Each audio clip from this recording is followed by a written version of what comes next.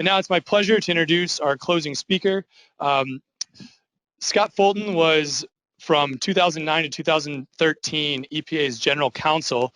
Following that, he was a principal at Beveridge Diamond for 2 years, and he was confirmed by ELI's board sometime in the fall. I should know that exact date. But without further ado, I'd like to welcome Scott Fulton to share some closing remarks. Thank you very much, Brett. Thank you, everybody. Brett's done a very nice job offering the word of thanks that I'm going to echo. I'll just share just a couple of additional reflections. You all have been hard at it throughout the day. I have the privilege and advantage in offering closing remarks of not being subject to a Q&A process afterwards. And given the withering questions that come from such an informed group, that is a luxury indeed. Again, thanks on behalf of ELI and ABA SEER for being here, for those who spoke and participate, for taking the time to share your insights and thoughts and help move the needle on this very important topic. Special thanks to my former colleague Ira Feldman for helping bring this program forward, and to Roger Feldman and John House for all the work that they put in with Brett and our education group here in designing the program, identifying speakers, and making it happen. On the question of sponsors, certainly want to thank EOS Climate, Leveraged Green Energy, RSR Technologies, and the U.S. Business Council for Sustainable Development for not only making today's program possible, but for providing enough support that we were able to bring it to you free of charge, replete with the reception that's waiting for you.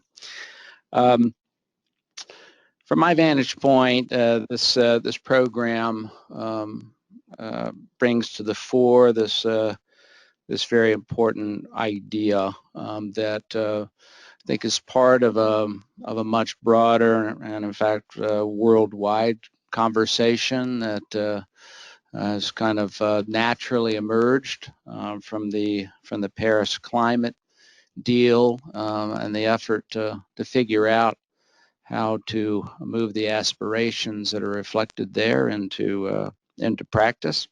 It also, of course, resonates strongly with the Sustainable Development Goals that were agreed to by the world community last fall, and this quest for a more sustainable orientation to what we consume, what we waste, how we carry out our affairs as the current inhabitants of this finite planet.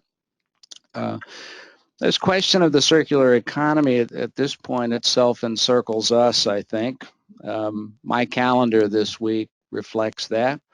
Yesterday, I was in discussions with some Chinese counterparts about the challenges in China, which, as you've heard, sees circular economy thinking as an important part of their solution. I'm sorry that Mr. Li Bin wasn't here today, although I thought he would have been proud of the job that Madam Xiao did. And Li Bin and is Madam Xiao in here? Or did she step out? Okay, that's right. I'll catch her at the reception.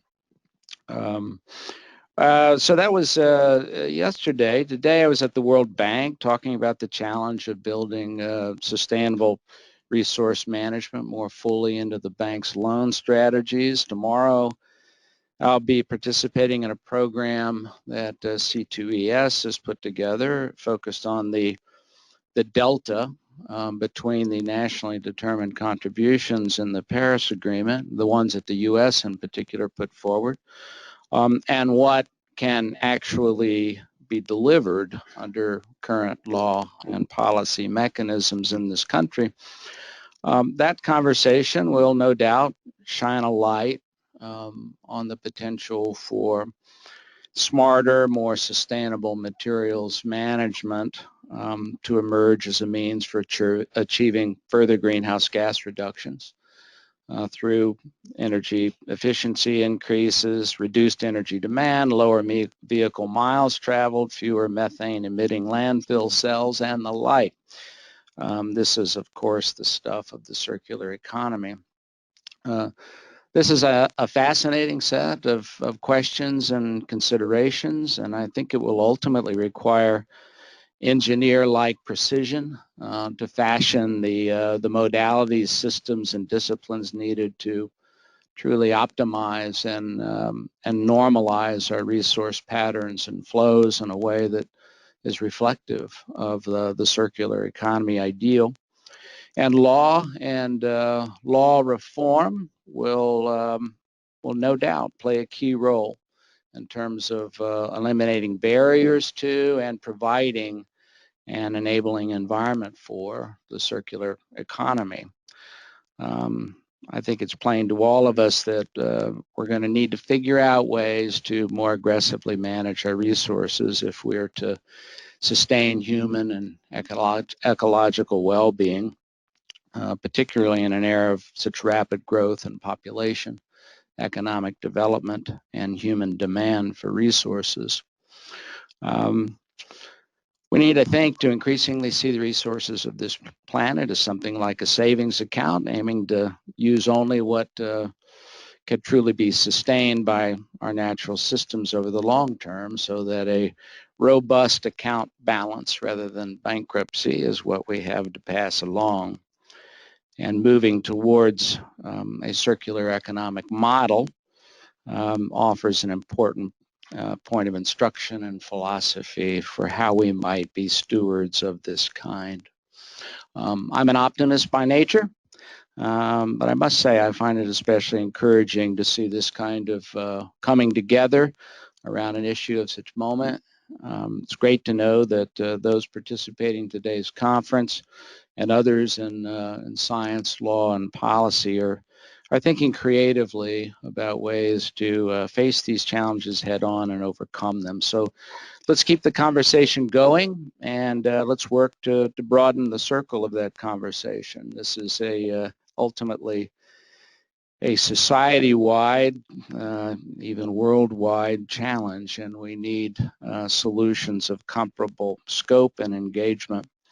And please do keep ELI and the ABA in the loop, especially when it comes to legal issues, both barriers and opportunities. We're excited to be part of the conversation as it grows, and to be part of the assistance in sorting out the legal dimensions. So thank you again for being with us, sharing your thoughts, both here in DC and out there and about over the web. And with that, the conference is adjourned, and please join us right out here for a reception. Thank you very much.